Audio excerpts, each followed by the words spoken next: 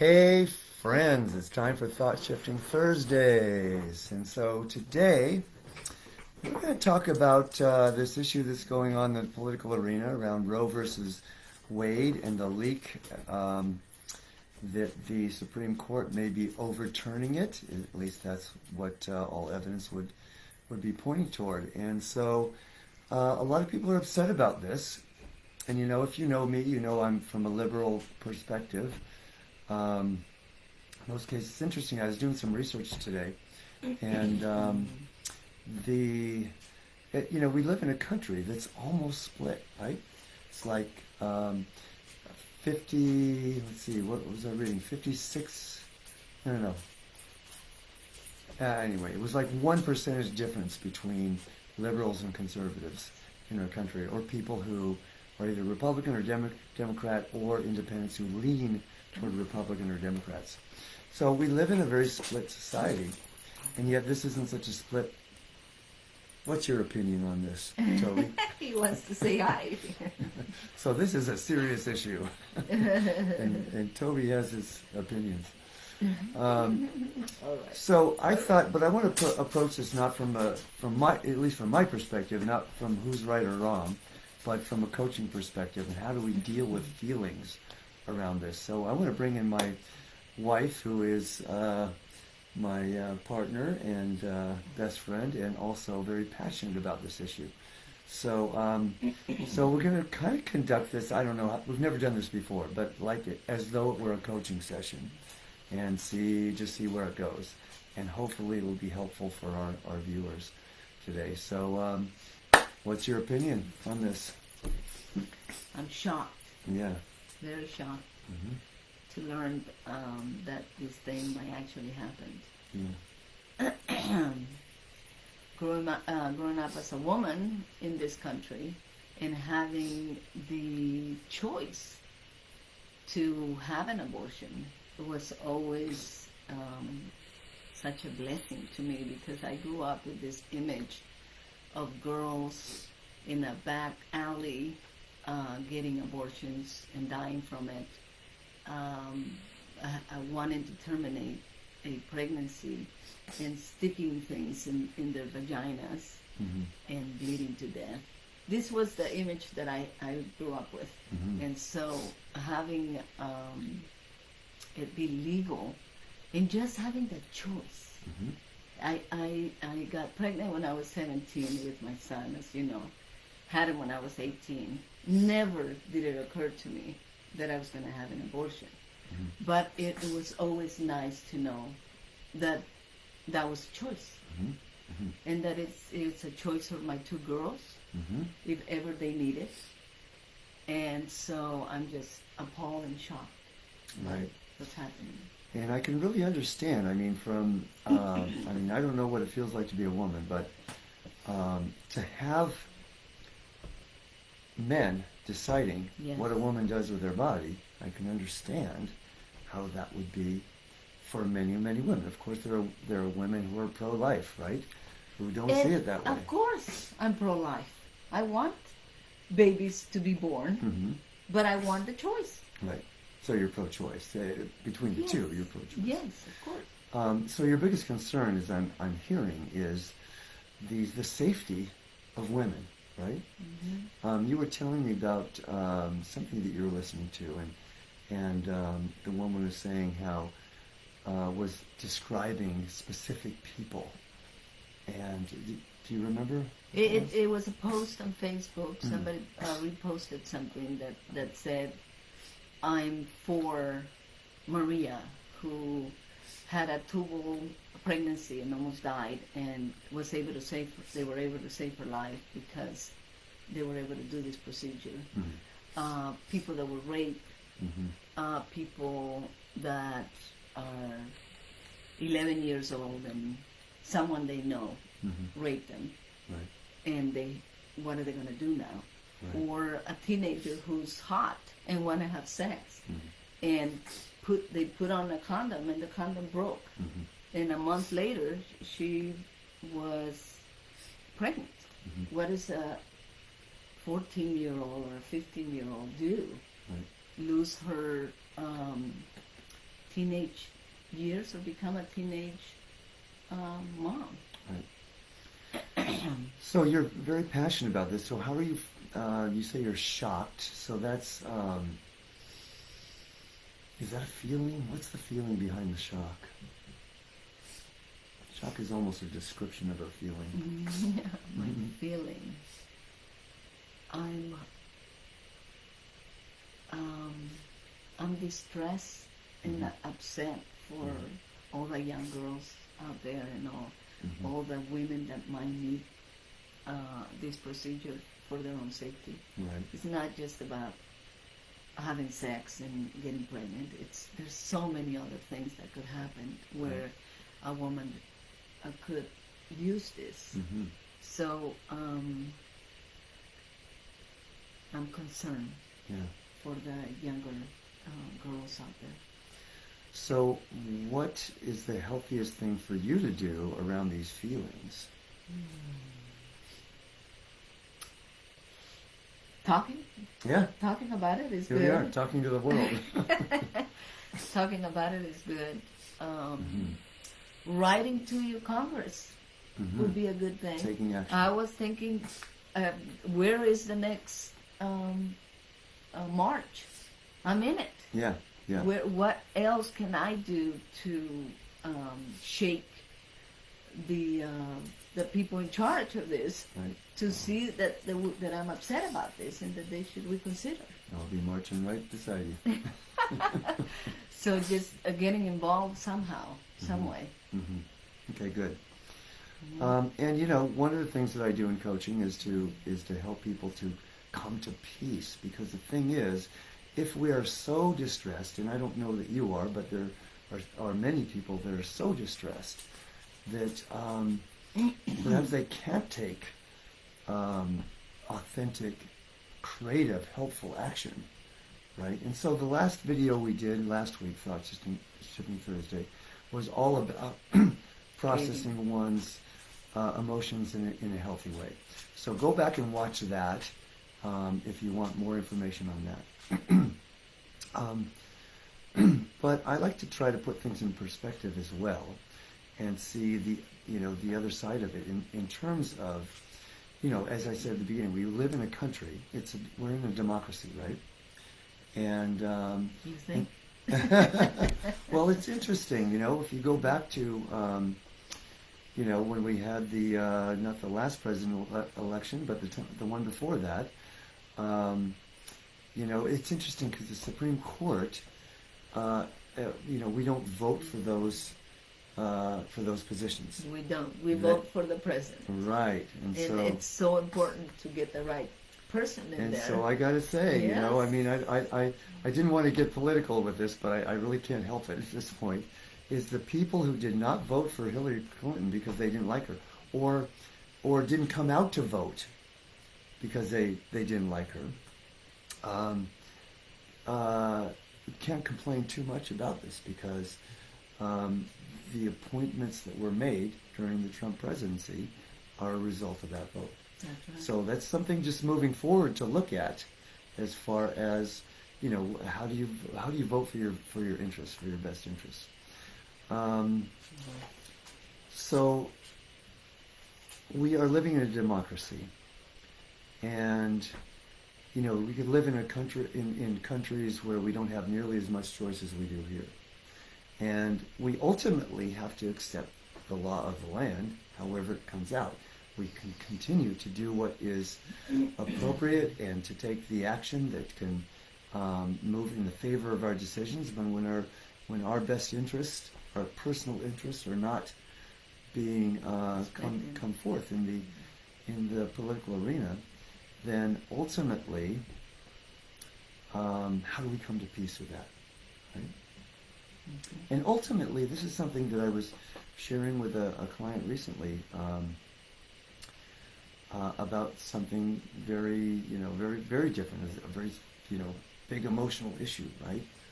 It was somebody that was having a financial problem, and I said, 6 years from now, this will be not an issue. At first I said 1 year, and he said, it might still be an issue a year from now.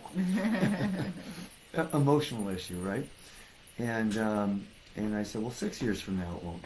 That's right, 6 years from now it won't. So you can spend all of your time between now and 6 years from now, belaboring this and being upset about this, right? Mm-hmm. Or you can recognize, or you can bring the energy of that acceptance that comes from 6 years from now down from back to now in this moment. Mm-hmm. So how does that relate to this for you, and is that at all helpful? To think about the future and not be upset about it right now and not linger on it, you mean? Right. I'm not obsessing over it. Mm-hmm. I'm educating myself more on it. I'm Mm-hmm. listening to the news. I'm listening to different podcasts to find out exactly where we are and what we need to do. Mm-hmm. And then move forward. Be proactive in Right. some way. That's how I deal with things. Right. I don't just sit there and mope. Right. I know that about you for sure.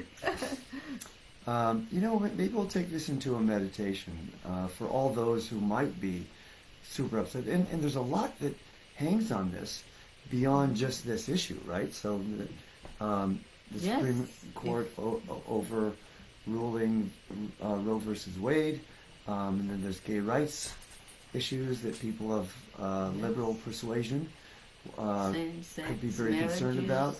Yes. And so all of these are in jeopardy, right? And Yes. so a lot of people could be very upset about this. So number one,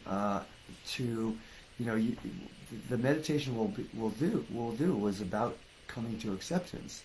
But before you come to acceptance, because if you come to acceptance before you get your emotion out about your upset about it, then you're doing what we call a spiritual bypass, and you're repressing emotion, which we don't want. Mm-hmm. So last week's Thought Shifting Thursday video was all about getting the emotion out through automatic writing, through screaming if you need to scream, crying if you need to cry. I talked about getting a rubber hose and beating something with it and cussing and getting the energy out, right? So Hitting your husband? like you did in the sweat lodge recently? That was accidental, by the way. I did not call protective services. But yeah, taking it out on men, but all men are not No, they're not. to be taken out No, on. I know. Right, so Seriously. thank you. Yes. But definitely getting the emotion out. And once you get the emotion out, then do the affirmation, then do the visualization of what you want, then do the pivoting, which we've talked about many times in these videos, shifting from a negative mindset to a positive one, right? Mm-hmm. And I find that acceptance, it's interesting because one might think if I get to a place of acceptance, then I'll be apathetic, then it won't matter. But what I find is it's the opposite. The more peace I have inside about a particular issue, or just in general having peace inside, the more proactive I can be, right? The more creative, and because if I'm just walking around upset all the time about an issue, then I'm not going to be very creative in how I'm going to address it, right? Right. And so it's about coming to peace. So that's what we'll do is we'll do a meditation, a little experiment about acceptance. And so actually we'll probably do it in a couple different ways. So let's just have everyone close your eyes. Take a nice deep healing breath. I've done this exercise before. I think let's start with this issue, or any issue maybe out there in the world, political or otherwise, that is really up for you. And just take a moment to imagine what will it be like when you accept the situation the way it is. And this doesn't mean that you don't still take action to do what you can to affect the situation in a positive way, but it means that you no longer have resistance to the situation. You're no longer emotionally tied to whatever feelings you have about it. Just what will it be like when you come to a place of acceptance and peace?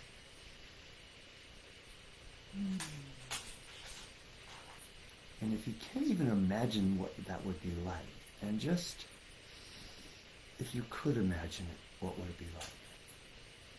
What would it be like to be at peace?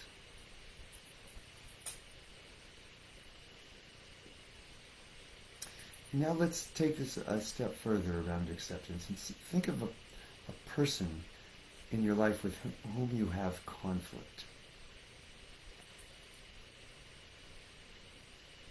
You can think about the specific conflict. And what will it be like when you accept this person exactly the way they are? And it doesn't mean you don't necessarily ask for a shift in behavior, create healthy boundaries, but it means that you no longer have an agenda about changing this person. You're accepting that person exactly as they are. How will it be? Again, if you can't even imagine that, imagine what it would be like if you could imagine it.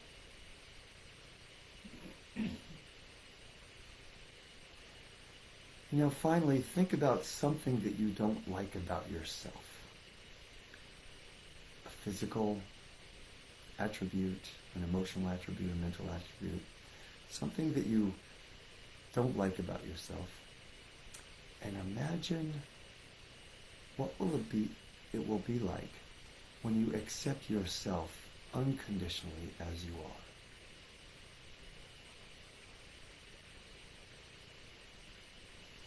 Doesn't mean you don't want to still change, you don't want to grow, you don't want to improve yourself, but you're starting from a place of unconditional acceptance and self-love.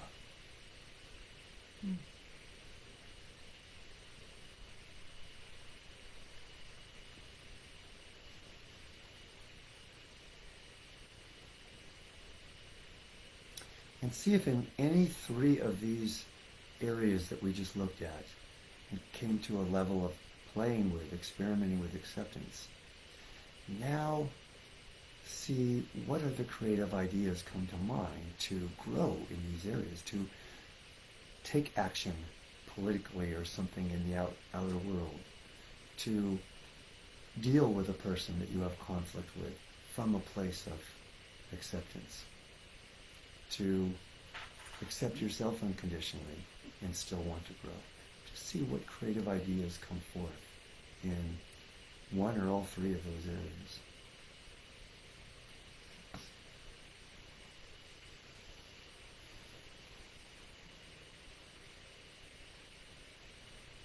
All right, take as much time as you like, as you need, and in discovery. And if you're watching this video in retrospect later on, then you can pause it and take more time. And when you're ready, bring your awareness back. We'll talk about it a little bit. Feel free to put your comments in the comments section on Instagram or Facebook or wherever you're viewing this, YouTube. So what was that like for you, just going through that process? Great. Okay? Yes. So what was the difference? So for the abortion, Roe versus Wade issue, yes, look for a way to volunteer. Maybe get involved in marches and something like that. Mm-hmm. And I'm still dealing with my older sister, Ana Maria, and I not being together. Mm-hmm. And Mother's Day is coming, so I decided I'm going to send her a card. And nice. Maybe we can... maybe she'll be watching this. Sure. Now if she watches this video, she'll know that in advance. Maybe it'll shorten our time that we are continuing to be separated. Mm-hmm. And for my own self, I'm going to put a timer on. Mm-hmm. So to remind me to get back into what I want to do. Okay, say more about the timer. Yeah, in my phone, Yeah. 10 o'clock in the morning, Mm-hmm. start writing. Okay. Don't let anything else distract me from it, Mm-hmm. or something like that. Yeah. Okay. And writing something you want to do for. Continuing our book, Yeah. which I haven't touched in a while. But you did yesterday. Yesterday, and it was exciting because I looked at it and I went, oh, I can do this and I can put more in here. And Right. So what I think I'm hearing is that you were judging yourself for not writing, and now you've come up with a solution, and you're committing to it at a higher level from having done this level of acceptance. Because that's the thing. You know, one of my favorite quotes, you've watched these, you've heard me say this before, from Carl Rogers, the founder of humanist psychology, is I love the phrasing of this. The curious paradox is that when I accept myself exactly as I am, only then can I grow. And I'll reframe that. The curious paradox is when I accept someone else exactly as they are, only then can I improve that relationship. And I looked at that with my sister for sure, because that's where our thing is. Right. I have to accept her just the way she is. Right. When I accept a situation that I don't like in the world, only then can I really have a positive effect on it, as opposed to railing against it. You know, I was just writing in my other book, my other manuscript yesterday. You know, Mother Teresa said, I looked up the exact quote so that I quoted her correctly. See if I can remember exactly. I won't attend an anti-war rally, but if you're having a peace rally, invite me. I'll be there. Right. We're having a peace rally right. this That's Saturday. Right. Thanks for bringing that up. For the World Labyrinth Day. That's right. We're And this is something we people can do, right? For peace and peace. Pray for peace. Yeah, pray for you know. Ukraine, for whatever it might be needed in the world. And peace exists on all levels in the hearts of people who might be in distress about this, you know, this upcoming decision, right? Pray for that. Peace in the hearts of all the women who might be compromised as a result of this decision. Yes. Peace in the hearts of all the, you know, people who are for gay rights that might be compromised moving forward. So it's Worldwide Labyrinth Day, and so say more about that, because you're the Labyrinth facilitator in our family. We're inviting the community to come over at 12:30 in the afternoon. We'll gather, pray, and walk the labyrinth at 1, and it'll be a continuing wave of peace and meditation in the world. And so that's the idea. Right. Beautiful. So yeah, come join us. It's we don't do many free events, and people show. We've got very few people signed up for this. I don't know. Maybe we should have charged for it. All right, you can pay if you want to. Then if that makes you want to come join us. So it doesn't matter though whether we have 5 people, 5 or 50 people. We're going to have a great time. We're still going to walk the labyrinth. That's right. At 1. And yeah, I just wanted to say, so from a coaching perspective, you know, with a client who I agree politically, then I would share my feelings. I could also be coaching someone who is, you know, who is pro-life, and if the decision went the other way and they were upset about that, I could coach that person and go through the same process of supporting the individual to get the feelings out. If you notice, I just spend a little bit of time just asking Karina, how do you feel about this? You know, getting it out and making sure that she's got some healthy ways to express those feelings, and then coming to a place of acceptance. Regardless of where you stand on an issue, it's the same process, right? Obviously, I might not be sharing my political leanings in a person that I was coaching who has the opposite. And most of my clients are we tend, as coaches know, we tend to attract people who are like us, right, who have the same issues and same leanings, but not always. I have some people who are very conservative that I coach from time to time. So that's our sharing for today. Hope you got something out of it. If you did like it, please like it. If you have some comments, please comment. Share your feelings. We love that when we see that in our videos. And we've got all of these videos on YouTube and Instagram. We have our IGTV series, so they're easy to access, all of them through those mediums. And if you think anyone that you know would benefit from this, then please share. All right, my friends, well, that's it for today. Have a great rest of your week. Fantastic weekend. And even if you don't walk a labyrinth, maybe take a little mindfulness walk at 1 o'clock on wherever you are. That's the whole point, is to create a wave of people walking for peace around the planet. And all of my adult life, since I was in my early 20s, have been supporting worldwide events where we come together in consciousness for specific, because, when we do that, maybe that's what I'll do next time, is talk about the power of unity consciousness for change in the world and for our lives personally. So that's it for today, and we'll see you next week. Love you guys. Take care. Oh, yeah.